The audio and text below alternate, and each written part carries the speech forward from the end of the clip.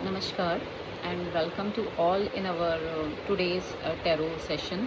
तो basically the card of today, या हम कह सकते हैं जो हमने आज की रीडिंग में जो कार्ड निकला है वो निकला है, जैसे कि आप देख सकते हैं पेंटिकल्स होते हैं।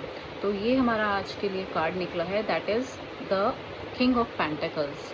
किंग ऑफ पेंटिकल्स आप वैसे तो आपको पता ही होगा कि हम टैरो में बेसिकली तीन चीज़ों से अपनी प्रिडिक्शन करते हैं, दैट इज़ द बैकग्राउंड और the colour, and the third one is basically the symbols. हम इन तीनों के बेसिस पर अपनी प्रिडिक्शन करते हैं। तो बेसिकली आप जैसे देख पा रहे हैं कि ये कार्ड है हमारा किंग ऑफ पेंटिकल्स का। तो किंग ऑफ पेंटिकल्स ऐसे कि बहुत अच्छा कार्ड है, बहुत पॉजिटिव कार्ड है। अगर ये कार्ड आपकी रीडिंग में आता है तो डेफिनेटली इस कार्ड का बहुत पॉजिटिव इम्पैक्ट पड़ता है, पहली बात तो। और दूसरी बात, अगर हम इस कार्ड के मीनिंग की तरफ अगर हम आगे बढ़ें तो ये कार्ड हमें समझाता है कि पहली बात तो ये किंग है। किंग का मतलब होता है जो अपने आप में एक राजा है, और राजा वो होता है जिसके अंदर लीडरशिप क्वालिटी होती है। राजा वो होता है जिसने किसी चीज़ की मास्टरी की होती है ना।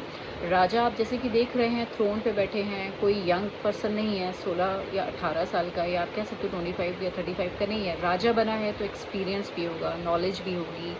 यहाँ तक थ्रोन तक पहुँचने के लिए उन्होंने बहुत स्ट्रगल भी किया होगा।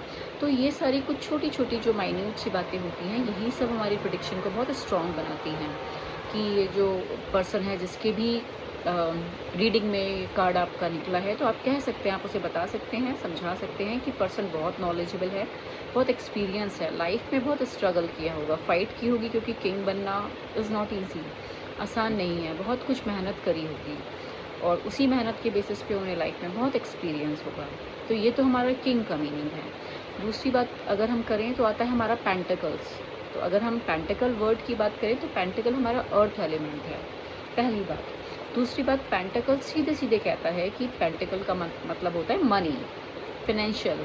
तो आप कह सकते हो जो पेंटिकल का राजा है वो कैसा राजा है, उसके पास स्टेबिलिटी है, पैसा है, आई कैन से सक्सेस बहुत ज़्यादा है। उसके बाद आप कह सकते हो कि फाइनेंशियल ग्रोथ, स्टेबिलिटी बहुत ज़्यादा है।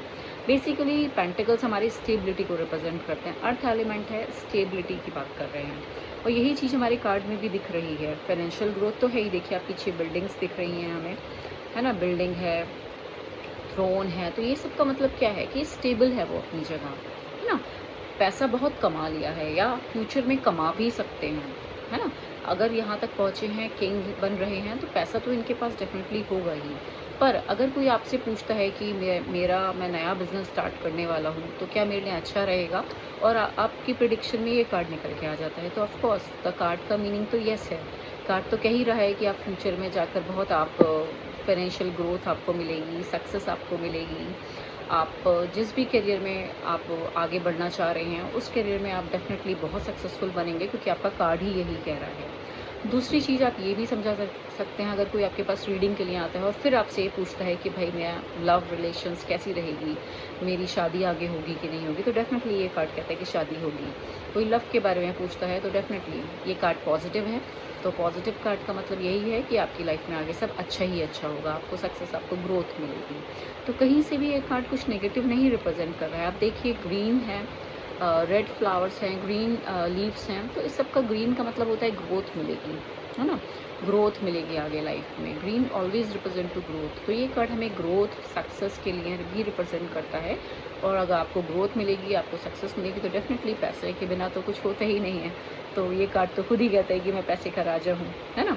तो पैसा तो मिलेगा ही मिलेगा पार। तीसरी चीज़, जो तीसरा सिंबल्स पे हम ज़्यादा ध्यान देते हैं, तो सिंबल आप देख रहे हैं कि थ्रोन में फॉक्स है।